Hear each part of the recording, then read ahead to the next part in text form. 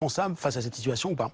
Mais attendez, si l'union nationale consiste en une grande geste grandiloquente pour essayer de se fermer les yeux et d'éviter de faire le bilan de l'action ou de l'inaction qui nous a menés jusqu'à cette situation, alors évidemment non. On se rappelle que la dernière union nationale qui avait été proclamée par le gouvernement, c'était juste après les attentats terroristes. Et ça avait permis justement de fermer à bon compte tout le bilan qui a été fait, puisqu'on nous avions aussi à l'époque alerté sur le danger de l'ouverture des frontières à tout va. Qu'est-ce qu'il faudrait pour trouver cette union nationale? L'union nationale, ça ne consiste pas à se la fermer en quelque sorte. Au-delà des mots, qu'est-ce que vous attendez comme mesure concrète qui pourrait prouver? La mesure concrète, c'est que le gouvernement, si vous voulez, protège la France. Moi, la question que je me pose ce soir, c'est que fait le gouvernement? Alors c'est très bien, il vient commenter l'évolution de la maladie, il est dans une démarche de transparence, ça c'est tout à fait respectable. Mais enfin, ça c'est je dirais, c'est de la réaction et c'est de la passivité.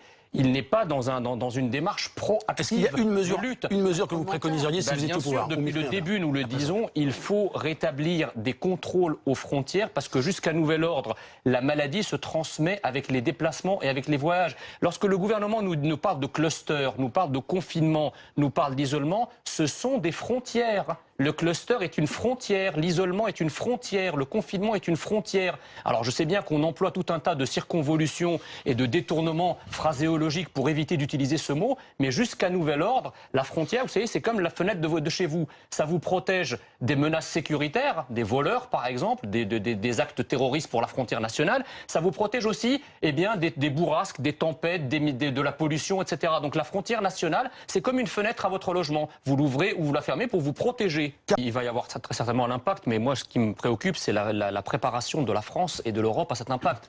Je pense que compte tenu de la politique budgétaire du gouvernement depuis 2 ans, la France est aujourd'hui, n'a plus aucun matelas aujourd'hui, n'a plus aucune marge de manœuvre pour contrecarrer par une politique contracyclique les éventuels effets récessifs du coronavirus. Donc moi, ça c'est très inquiétant. Moins bien préparé que l'Allemagne, moins bien préparé que d'autres pays européens, nous n'avons plus de marge de manœuvre. De savoir qu'il n'y a plus vraiment de frontières.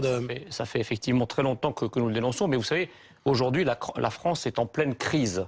Et moi, je ne vois pas, si vous voulez, par rapport à ce crise sanitaire, vous voulez dire? Une crise sanitaire majeure.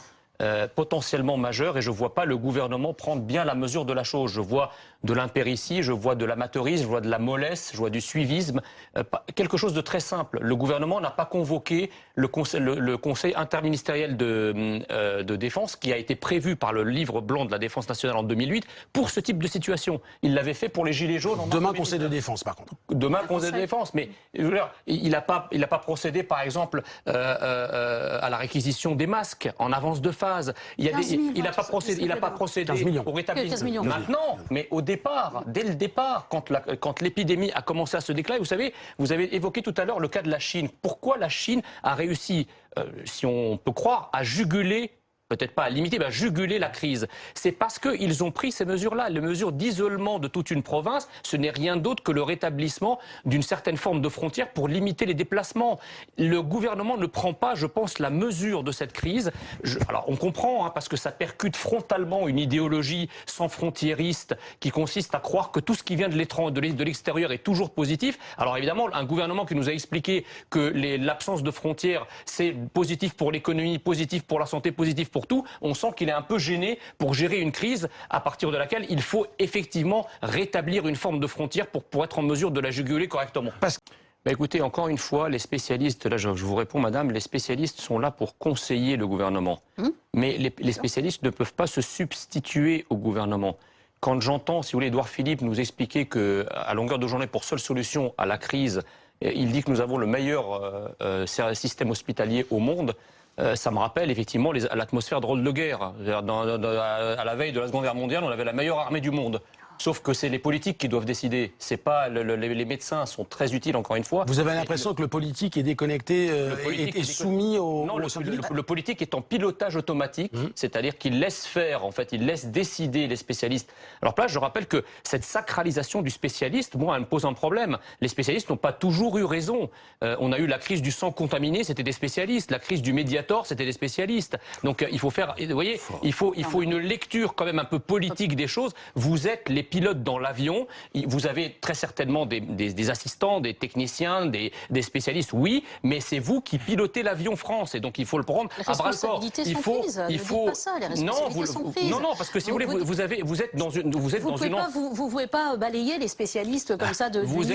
Je n'ai pas dit ça. Il faut prendre des décisions. Les décisions politiques, sont prises. En quelques secondes, parce que M. Baumann a question. Madame, mais dites-moi une seule... Non, mais énoncez-moi une seule... Monsieur Messia, juste la réponse justement là-dessus de M. Baumann qui veut réagir.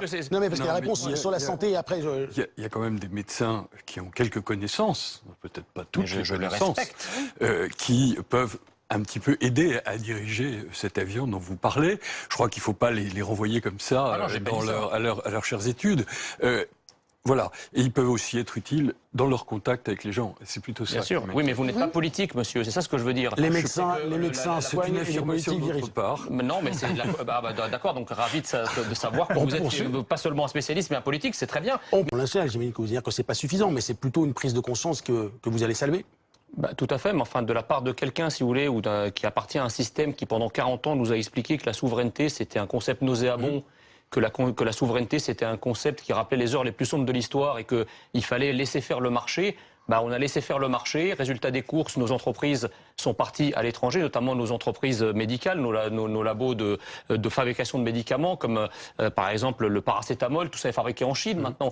Donc aujourd'hui, si vous voulez... C'est d'ailleurs ce qu'il a précisé, notamment pour être moins dépendant sur les médicaments et les vaccins. C'est bien ça le problème. Donc le problème, si vous voulez, c'est que c'est à chaque fois attendre qu'il arrive une crise comme ça pour pouvoir se réveiller et prendre conscience d'un certain nombre de dangers que ce système a fait courir à la France. Et moi, je dis que le système qui a fait prendre ces risques à la France et qui nous a fait arriver là où nous en sommes aujourd'hui n'est pas crédible pour relever le défi. Seul, en réalité, le Rassemblement national qui a fait le bon diagnostic depuis le début, sa présidente Marine Le Pen qui a fait le bon diagnostic depuis le début, eh bien, seule Marine Le Pen est à même, évidemment, de corriger le tir et de redonner à la France sa souveraineté dans tous les domaines, pas seulement sanitaires.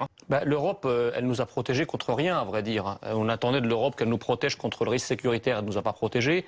On attendait de l'Europe qu'elle nous protège contre le risque sanitaire, elle n'est pas en train de nous protéger. La dernière réunion qui a eu lieu sur le coronavirus, c'était pour décider qu'il était urgent de ne rien faire et surtout pas de rétablir quelques contrôles que ce soit aux frontières. Donc si vous voulez, moi quand j'entends le budget européen, l'Europe n'est pas un peuple, donc la souveraineté européenne... deux alternatives. Oui, tout à fait, mais je veux dire, sur la première, la souveraineté européenne, moi je ne sais pas ce que c'est. L'Europe n'est pas un peuple et donc à partir de là, l'Europe ne peut pas se protéger, ne peut pas agir comme un peuple. Une somme d'impuissance ne peut pas donner une puissance.